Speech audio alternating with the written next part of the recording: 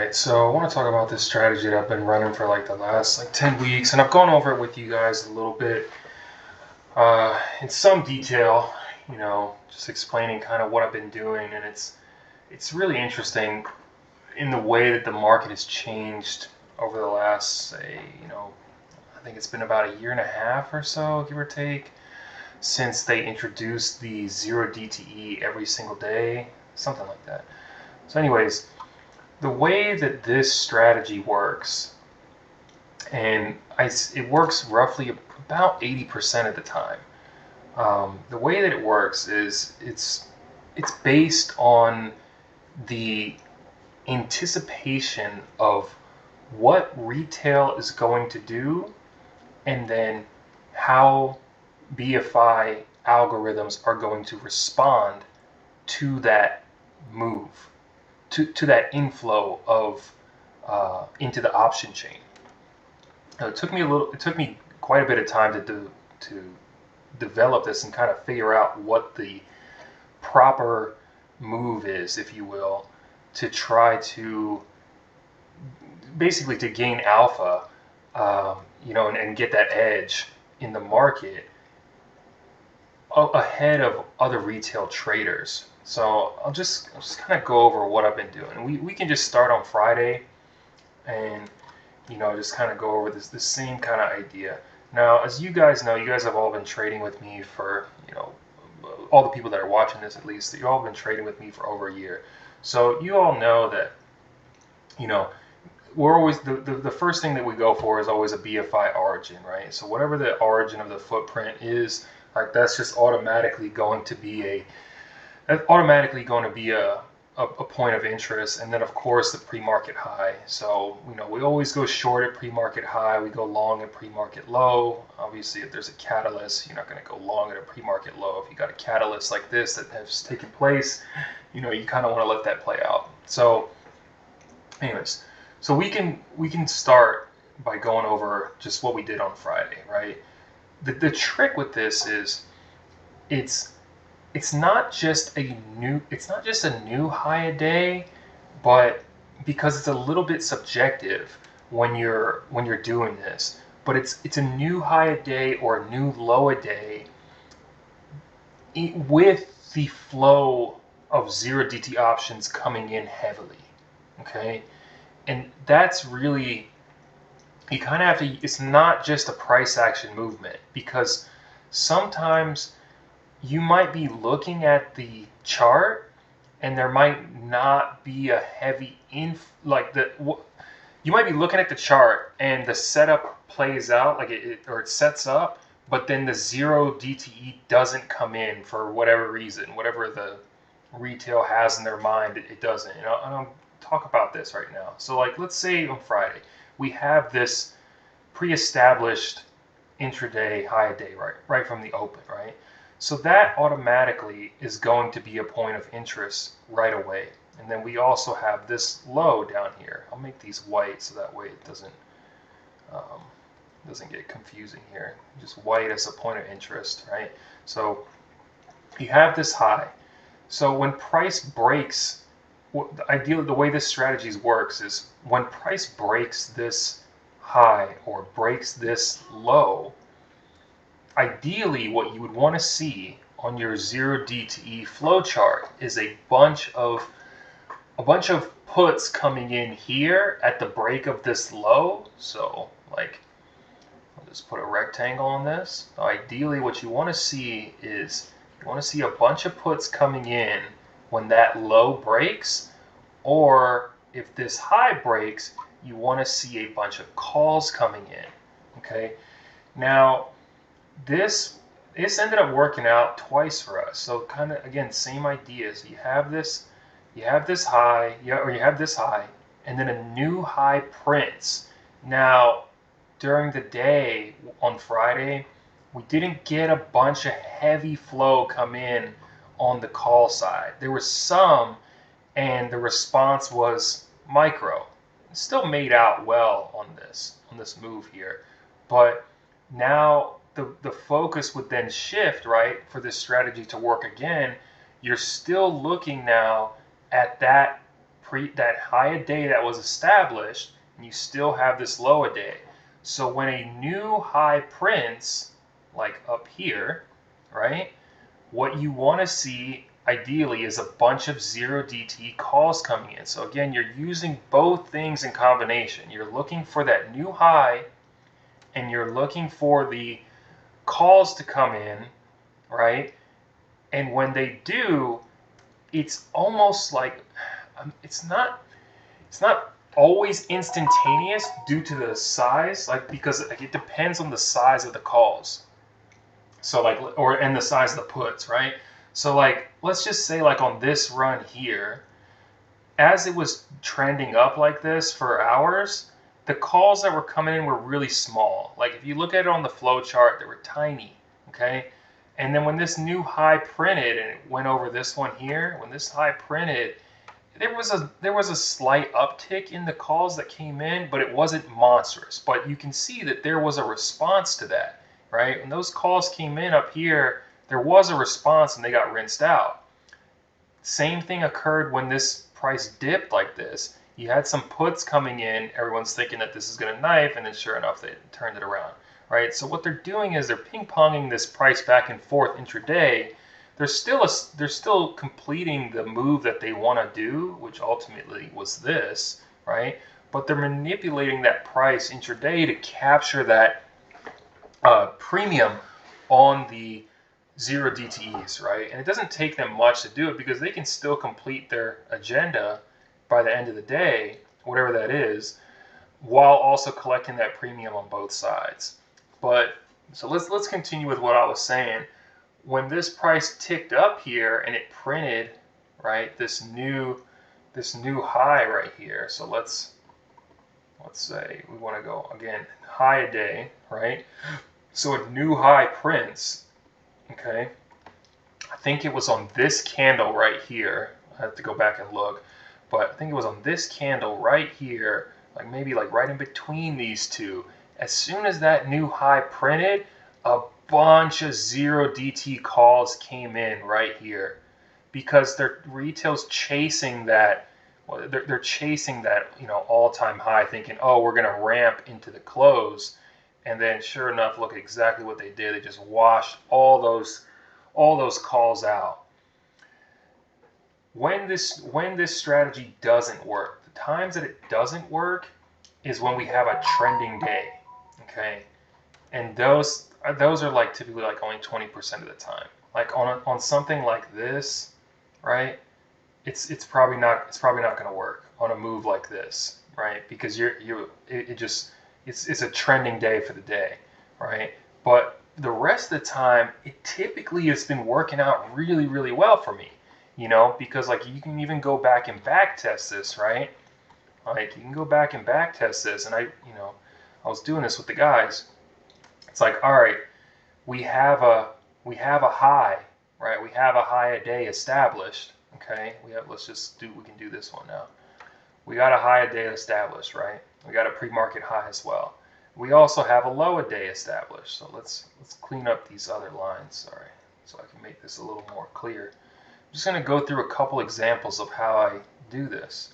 And I will say this strategy is not a small account strategy, because I'm using SPX 0 DTEs to do this, and that's where it works the best, because sometimes these movements that I'm doing, maybe it's only like 1 or 2 candles or 3 candles that I capture, and I and that's it. That's the move, you know. So, you know, I'm inversing retail with the help of BFI algorithms, if you will. So, give me 1 second. All right. All right. So let's go with this example right here. So like, let's say we have this. Actually, you know, we can even start from the beginning. We can just go right from the very, very, very start of the day. You could just use this as an example. You'll see exactly what I'm saying. Like even right out the open, right? right out the open. You know, we always go short at pre-market high anyways, right? That's a thing for us. So let's say we get this high, bang, and even in this situation, within the first 25 minutes, I just put it on a 5-minute chart. Within the first 25 minutes of the day, the strategy's already playing out, right? And I mean, really, you can ping pong this again, like I said, over and over and over again. So like you even have this high, right, or even this high, okay? You have this high, and then what I'm doing is I'm trailing into that new high a day, right? And you even have this low down here, okay? So let's look at what happened. You get this high, first high, even over this first, out of this first candle, you get this first high, bang, they already manipulate that right out the open. But let's go to even a higher high, right, where it breaks this first, this first 20 minutes, let's say, and bang, same thing, right? Now you have another high a day. The moment it prints a new high, this one actually paid out. I remember doing this one. This one actually paid out really well. So, and then what I'm doing also, I will say, is a lot of times a new high a day will end up resulting in a new low a day, and a new low a day will also end up resulting in a new high a day. Okay, so again, same thing. You have a pre-established high a day. Price trades up. It goes right above that level, right? Just barely clears it. I'm trailing into that new high in anticipation that when it does crack, retail's going to jump on it and go after calls, which they did, and they immediately knifed it, right? But then my target then becomes that new low a day, typically. Now I'm trimming and taking profit as it works out every time I'm doing this strategy. It's like once I get a good clean candle, I'll take a trim. I get another move in my favor, I'll take a trim. But once I go to a new low a day, I typically end up going for the inverse, and that's exactly what I did. So it's like I got this high, it breaks, I go short, right? I hit this short with the guys, but it didn't break that low yet. It got close, but it didn't break it though. So I just kind of held on. I took a trim into that first knife, but then when it actually broke that level, I already have an order rule based on the underlying, right, to trail in. And I also say about this strategy, it is not for the faint of heart, because I'm trailing an entry into this knife. Like if you're looking at this on a 15-minute chart, as you should, I was just showing it on a more micro level, but like if you're looking at this on a 15-minute chart, where were we? We were, sorry, give me a second. I lost my, oh, okay, we were right here. If you're trailing into this knife on a, remember, this was a full body candle at one point. This may be frightening, because you're buying into this knife, or you're shorting into this rip, because remember, this was also a full body green candle at one point too. So again, strategy is not for the faint of heart, but it works though, because again, the same thing happened down here. When it cracked this low right here, a bunch of puts came in and they just reverse it, right? And then, once you get your move, like, yeah, okay, maybe this high cracks, right? This high cracks, and you might think, okay, maybe I'll go short above that high, but it's that's where the subjective part comes into play, like whether you're long or short. It's like, all right, is this going to be a short day or a long day? There's going to be short moves to capture in a long day, and there's going to be, go back to this other chart, there's going to be long moves to capture in a short day. So that's why this strategy works out well, because even if you miss one, like let's say you miss this one, right? There's another one coming like right away. And if you miss that one, there's this move coming, And so there's by using this strategy with the 0DT flow, I mean, there's multiple. I mean, if you have the courage to do it, it ends up what I've found is there's typically anywhere from 2 to 4 trades almost every single day that are printing 250, 300, 400% or more. You know, I mean, this one here on Friday was an absolute monster. This was well over a 10x play. But, you know, there's still multiple, you know, 200, 300%, 200% gain. You know, this was what, 5 different moves throughout the day, you know, that you could capture it. So it's like, even if you miss one or you didn't, you know, you tried to maybe you tried to short this high, right, this crack of the high, and it didn't work out, you know, there's always another move coming right away. So that's the cool thing about it. And, you know, this, I mean, we'll just go back and, you know, do another example, right? We just go back to this day, okay? Kind of same idea here. It's like you have a high, right? You have a high already. You have an opening range, right? So you have your highs and lows, and then, you know, kind of same thing. It's like when that high cracks, they chase calls, and the response to that is a short move, you know.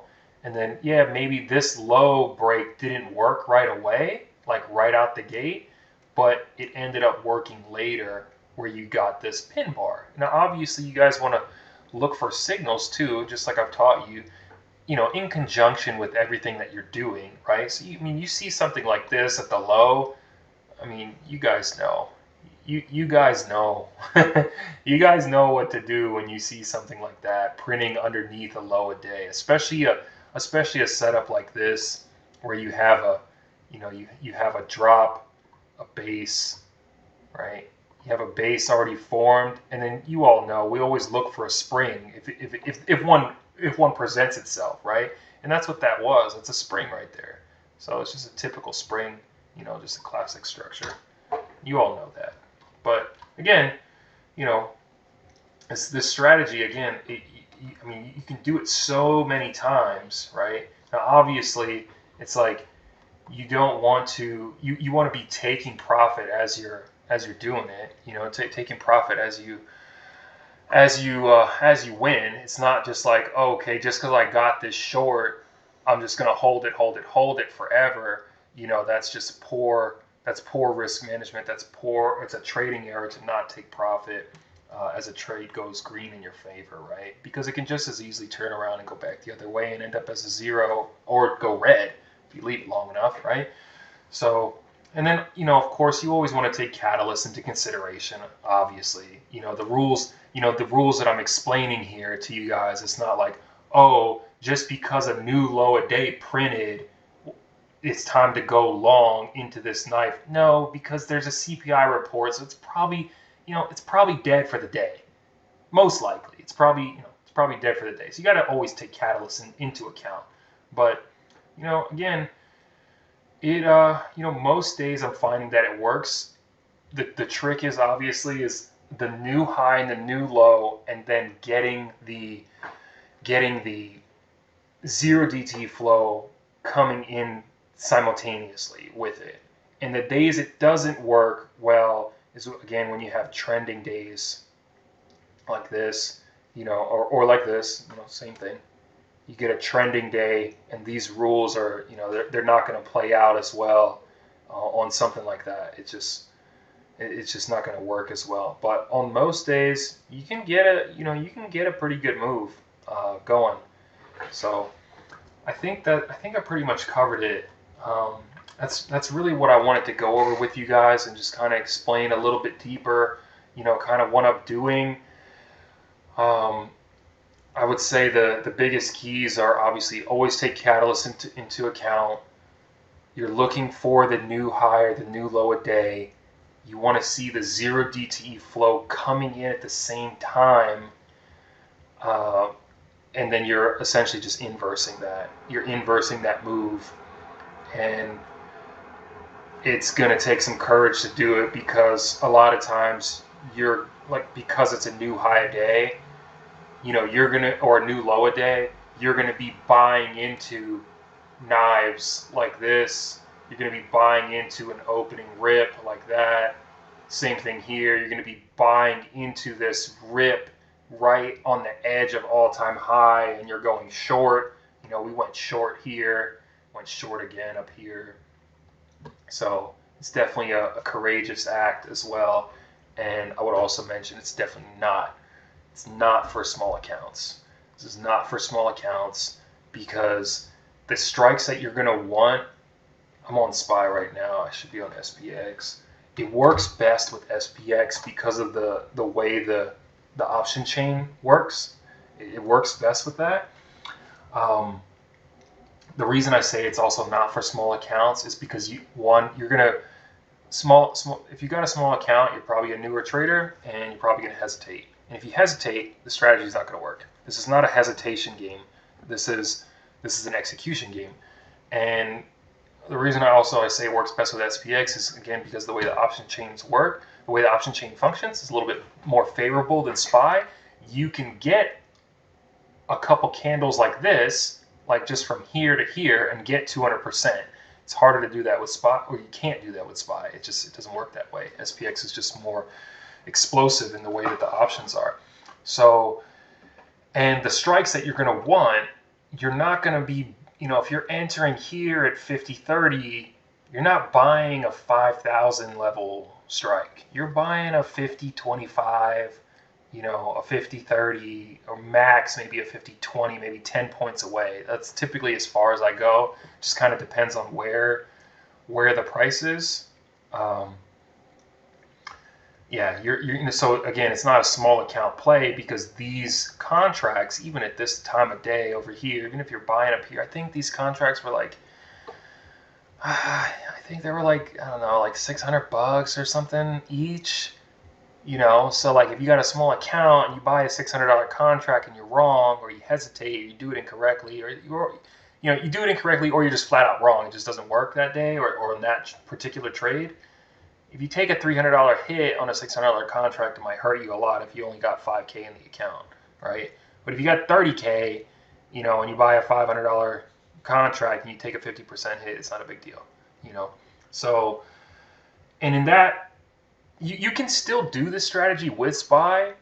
I'm just saying it just works better with SPX. So, yeah, I think I'm just going to leave it at that. I think you guys kind of got a good understanding of what I'm saying, though, too. And then, again, the key takeaways, obviously, it's a new high a day, a new low a day with the 0 DT flow. That's the key. Because if you don't get the 0 DT flow, it's probably not going to do the big move like you want, like this. Like when I entered here, right, when this doji printed, and then it didn't really print the big 0 flow, even though it was a new high day. So it was just a micro move. But here, a massive amount of zeros came in, and then we got the move that we wanted. So, I think the same thing happened actually over here too. This wasn't a new high day, but it was a retest. It was like a double top. So, it came up and tapped, doji, and then it came up and tapped again. But on this one here, it wasn't a bunch of calls come in, but when it tried to rally again, a bunch of calls came in here, and then you got the move. So, they're really manipulating that price to capture those premiums. So it's almost as if, like from what I've gathered, because there's not historical data on the 0 DT flow, it's only you can only look at it for that day. From what I've gathered is that they typically they'll keep like kind of playing with the price like this. They'll keep distributing and kind of manipulating the price, and it's almost like they're like baiting retail to bite on it. And then once retail actually does bite on it, then they do the move and they capture those millions of dollars in premium. So that's been my observation, and I've been observing this for over a year now. And then I started like working with a strategy or trying to develop a strategy how to work with this over the last like 6 months or so. And then I've been live testing that strategy for the last, today's the 18th. So I've been live testing this strategy for 11 weeks now. About almost 3 months now. So, and it's been working out really well. So this is what I wanted to share with you guys. Obviously, if you have any questions, just hit me in the chat and we'll go over it. and I'll be happy to explain anything that I'm missing, because I'm shooting this video without any interruptions or I'm not taking any questions while I'm doing this. So if you have any questions, just ping me in the general chat and then we'll go over it. See ya.